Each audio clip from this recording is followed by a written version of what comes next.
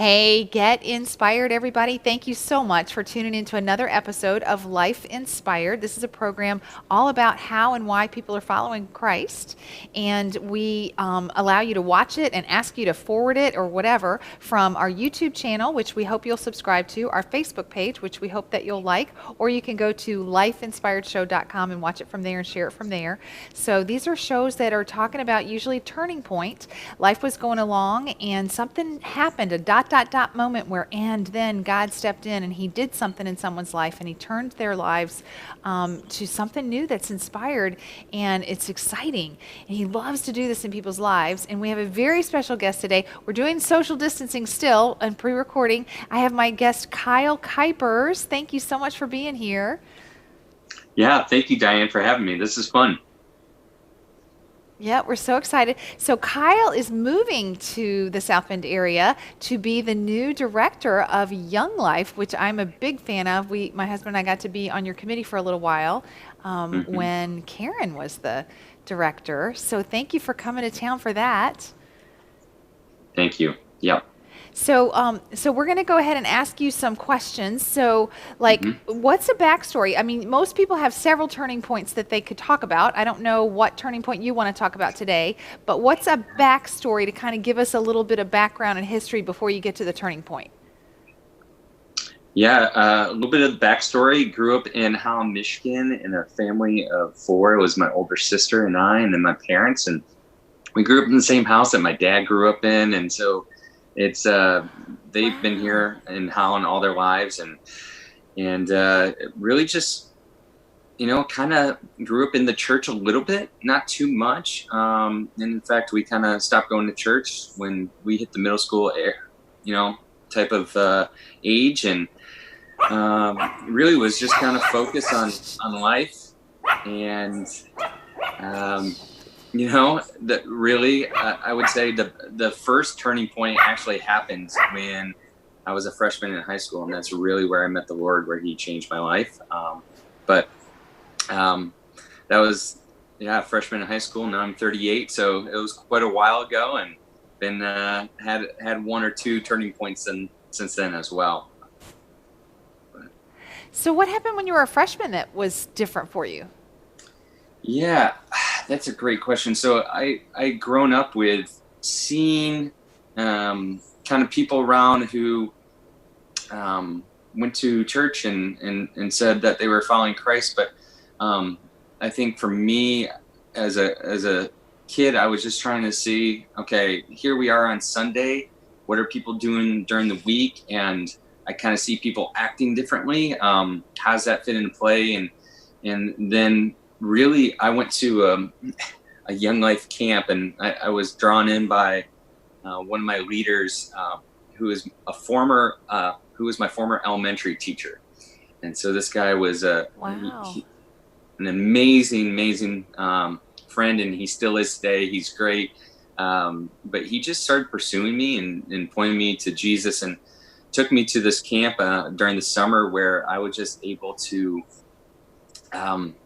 hear the gospel in its entirety and let it sink in, have time for me to understand like how it hits me personally, and how maybe it was a little different from what I had heard before or how I envisioned it before. And then just got to sit underneath the stars and with the Lord and pray and ask Him in my heart. And it was an experience that I won't forget, and can still remember to this day, the feeling, but also just, well, you know, kind of what He did in my life. And I could tell something was different when that happened. Right. So how did you get drawn into this move to South Bend? That, like, were you doing Young Life where you're coming from? Tell us where you're coming from. Yeah, so I've not been in Young Life my entire adult life. In fact, I was a teacher for 6 years. I stopped doing Young Life stuff when I went to college, and then I was a health and PE teacher in middle school, and athletic director, and then after doing that for a few years, that would be another turning point in my life where I found my identity in my job and what I was trying to pursue. And so the Lord really convicted me and changed my life in that. I am coming to South Bend from a Young Life position, but I've only been on staff now 4 years full time with Young Life, and did another stint of a part-time Young Life thing where I worked with the church to kind of help build a bridge between the local church and Young Life, which is considered a parachurch organization. So I did that 3 years before that. But up until that, I was not in vocational ministry until I was 30, basically 32. So I'm 38 now, so I've been in vocation ministry a little bit. Yeah, before that, it was kind of, I was teaching and trying to figure out life as a, young adult. So. Right. And so Young Life is an organization that goes into mostly high schools. I know you have some college things. There's a lot at Notre Dame and some of the surrounding colleges here in our community. And I know we have some middle school organizations here in the South Bend area that is I forget what you call the middle school level. Yeah, it's called Wildlife because it's pretty wild when you go to the middle school events. Yep. Wildlife. So anyway, but the high school program is a program where you guys are just going in and just hanging out and being friends and mentors and role models and just loving on teenagers, right? So how could some of our viewers maybe how could they, be praying for Young Life or get involved in Young Life or, what do you recommend for that? Yeah, first of all, reach out. That is part of my job. I love to sit down in front of people and talk and hear their story and their passions. And then, of course, I'd be happy to share what Young Life is. And it's our mission statement is to introduce adolescents and young adults to Jesus Christ and help them grow in their faith. So if anyone's passionate about middle school all the way up to college students, we have multiple other type of ministries that aren't currently in Michiana, but could be if someone wants to partner with us and kind of envision that. And that would be Young Lives, which is our teen mom program, where it's teen moms up to age 21. And that's a ministry that we have. We have Capernaum, which is for our friends with special needs. So that's also a ministry that we don't currently have. And then, like you said, we do have our college, which is Notre Dame, St. Mary's, all the surrounding colleges we want to try and get to. And really, if people out there just want to be engaged in relationships, want to meet people where they're at and point people to Christ, that's all we're trying to do. So that. Right.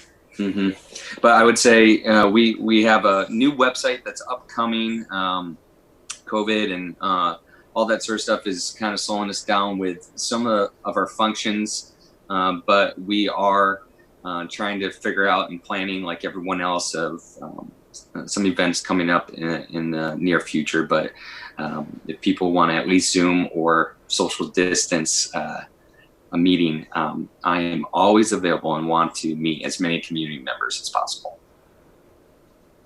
Awesome. Very good. And you're already here. You're already here in South Bend now.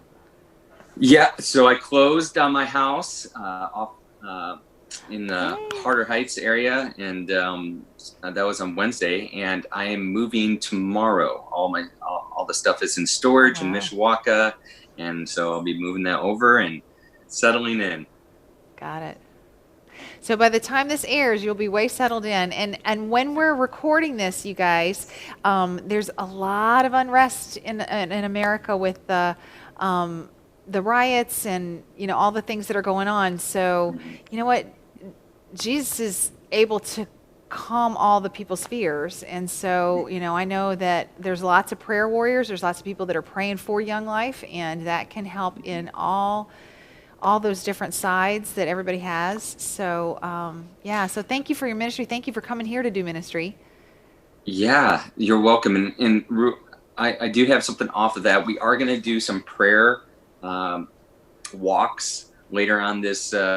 Awesome. It will be the last Monday of each month, starting in it will be July. So we're going to do July and August, and so we're going to send those out where we're to be praying over our schools, administrators, teachers, all the way down to every worker, part-time, no matter what, and of course our students for their health and safety and stuff. So if people are interested to join us in prayer, those are great times to do that.